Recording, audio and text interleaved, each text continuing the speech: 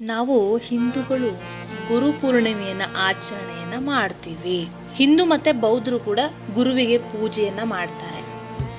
ಗುರುಪೂರ್ಣಿಮೆಯ ದಿನ ಗುರು ಸೂತ್ರದ ಪ್ರಭಾವ ಬೇರೆ ದಿನಗಳಿಗಿಂತ 1000 ಪಟ್ಟು ಹೆಚ್ಚು ಪ್ರಭಾವಶಾಲಿಯಾಗಿರುತ್ತೆ ಅಂತ ಹೇಳ್ತಾರೆ. ಹರಮುನಿದರು ಗುರು ಕಾಯುವ ಅಂತ ಮಾತಿದೆ.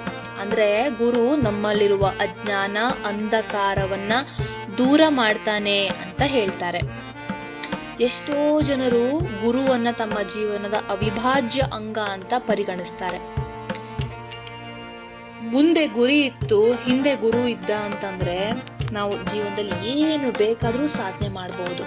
ಗೌತಮ್ ಬುದ್ಧನ ಪ್ರಥಮ ಧರ್ಮೋಪದೇಶದ ಅಂಗವಾಗಿ ಈ ಹಬ್ಬವನ್ನ ಆಚರಣೆ ಮಾಡ್ತಾರೆ. ಅಂದ್ರೆ ಈ ದಿನ ಗೌತಮ್ ಬುದ್ಧನು ಉತ್ತರ ಪ್ರದೇಶದ ಸಾರನಾಥದಲ್ಲಿ ತನ್ನ ಪ್ರಥಮ ಧರ್ಮೋಪದೇಶ ನೀಡಿದ ಅಂತ ಹೇಳ್ತಾರೆ.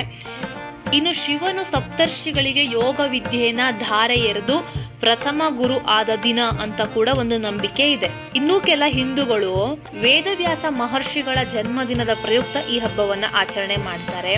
ವೇದವ್ಯಾಸ ಮಹರ್ಷಿಗಳು ಈ ದಿನ ಹುಟ್ಟಿದ್ದಲ್ಲದೆ ಆಷಾಢ ಶುಕ್ಲ ಪಕ್ಷದ ಪ್ರಾರಂಭದಿಂದ ಬ್ರಹ್ಮ ಸೂತ್ರಗಳ ರಚನೆಯನ್ನ ಮಾಡಿದ್ರು ಅಂತ ಹೇಳ್ತಾರೆ. ಆ ದಿನವೇ ಶುಕ್ಲ ಪಕ್ಷ ಕೊನೆಗೊಳ್ಳುತ್ತೆ. ಒಮ್ಮೊಮ್ಮೆ ಇದನ್ನ ವ್ಯಾಸ ಪೂರ್ಣಿಮಾ ಅಂತ ಕೆಲವರು ಕರೆಯೋದುಂಟು. ಹಿಂದೂ ಧರ್ಮದ ಎಲ್ಲಾ ಆಧ್ಯಾತ್ಮಿಕ ಪರಂಪರೆಗಳಲ್ಲಿಯೂ ತಮ್ಮ ಗುರುಗಳಿಗೆ ಕೃತಜ್ಞತೆಯನ್ನ ಸಲ್ಲಿಸುವ ಈ ಹಬ್ಬವನ್ನ ಅತ್ಯಂತ ಶ್ರದ್ಧೆ ಭಕ್ತಿಯಿಂದ ಆಚರಣೆ ಮಾಡಲಾಗುತ್ತೆ. ಮಳೆಗಾಲದ 4 ತಿಂಗಳುಗಳಾದ ಚಾತುರ್ಮಾಸದಲ್ಲಿ ಈ ಗುರು ಪೂರ್ಣಿಮೆ ಬರುತ್ತೆ. ಸನ್ಯಾಸಿಗಳು ತಮ್ಮ ಗುರುಗಳಿಗೆ ಪೂಜೆಯನ್ನ ಮಾಡ್ತಾರೆ. ಚಾತುರ್ಮಾಸದಲ್ಲಿ ಸನ್ಯಾಸಿಗಳು ಒಂದೇ ಸ್ಥಳದಲ್ಲಿ ಇರ್ತಾರೆ. ಭಕ್ತಾದಿಗಳಿಗೆ ಪ್ರವಚನಗಳನ್ನ ಕೊಡ್ತಾರೆ. ಇನ್ನು ಕೆಲವರು ಮೌನ ವ್ರತವನ್ನ ಮಾಡ್ತಾರೆ. ಸಾಕಷ್ಟು ದೇವರ ಒಂದು ಆರಾಧನೆಯನ್ನ ಈ ಟೈಮ್ನಲ್ಲಿ ಮಾಡ್ತಾರೆ. ಮಹಾಭಾರತದ ಕರ್ತೃ ವೇದವ್ಯಾಸರು ಏನಿದ್ದಾರೆ, ಅವರು ಪರಾಶರ ಋಷಿಗಳು ಹಾಗೂ ಒಬ್ಬ ಮೀನುಗಾರನ ಮಗಳಾದ ಸತ್ಯವತಿಗೆ ಜನ್ಮಿಸಿದ್ರು ಅಂತ ಹೇಳ್ತಾರೆ. ವೇದವ್ಯಾಸರು ಅವ್ರ ಟೈಮ್ನಲ್ಲಿ ಇದ್ದ ಎಲ್ಲಾ ವೈದಿಕ ಋಕ್ಕುಗಳನ್ನ ಸಂಗ್ರಹ ಮಾಡಿ ಯಜ್ಞ ಯಾಗಾದಿ ಧಾರ್ಮಿಕ ವಿಧಿಗಳಲ್ಲಿ ಅವುಗಳ ಬಳಕೆಯ ಆಧಾರದ ಮೇಲೆ ಋಗ್ವೇದ, ಯಜುರ್ವೇದ, ಸಾಮವೇದ ಮತ್ತು ಅಥರ್ವ ವೇದ ಎಂಬ 4 ಭಾಗಗಳನ್ನಾಗಿ ವಿಭಾಗ ಮಾಡ್ತಾರೆ. ಅದನ್ನ ಅವರು ತಮ್ಮ ಶಿಷ್ಯರಾದ ಸುಮಂತು, ವೈಶಂಪಾಯನ, ಜೈಮಿನಿ, ಪೈಲರಿಗೆ ಬೋಧನೆಯನ್ನ ಮಾಡ್ತಾರೆ. ಈ ವಿಭಜನೆ ಮತ್ತು ಸಂಪಾದನೆಯನ್ನ ಮಾಡಿದ್ದಕ್ಕಾಗಿ ಅವರಿಗೆ ವ್ಯಾಸ ಎನ್ನುವಂತಹ ಗೌರವ ನಾಮ ಸಿಕ್ತು. ಹಿಂದೂ ಧರ್ಮದಲ್ಲಿ ಒಂದೇ ಅಲ್ಲ, ನೇಪಾಳದಲ್ಲೂ ಕೂಡ ಈ ಆಚರಣೆಯನ್ನ ಮಾಡಲಾಗುತ್ತೆ. ನೇಪಾಳದ ಶಾಲೆಗಳಲ್ಲಿ ಗುರುಪೂರ್ಣಿಮೆಯನ್ನ ದೊಡ್ಡ ಹಬ್ಬ ಅಂತ ಸೆಲೆಬ್ರೇಟ್ ಮಾಡಲಾಗುತ್ತೆ.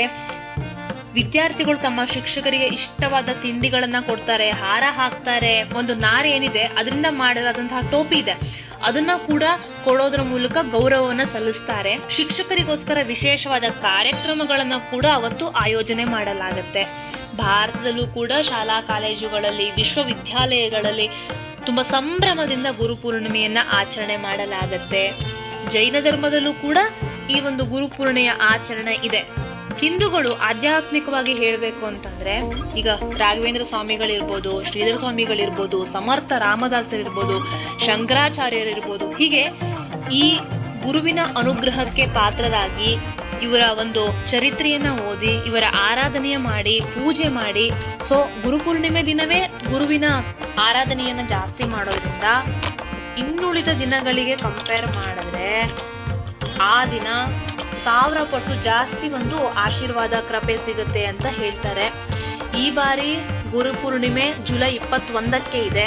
ಜುಲೈ 21ಕ್ಕೆ ಬೆಳಗ್ಗೆ 5:37ಕ್ಕೆ ಪ್ರಾರಂಭವಾಗಿ ರಾತ್ರಿ 12:14ಕ್ಕೆ ಮುಕ್ತಾಯವಾಗುತ್ತೆ ಅಂತ ಹೇಳ್ತಾರೆ.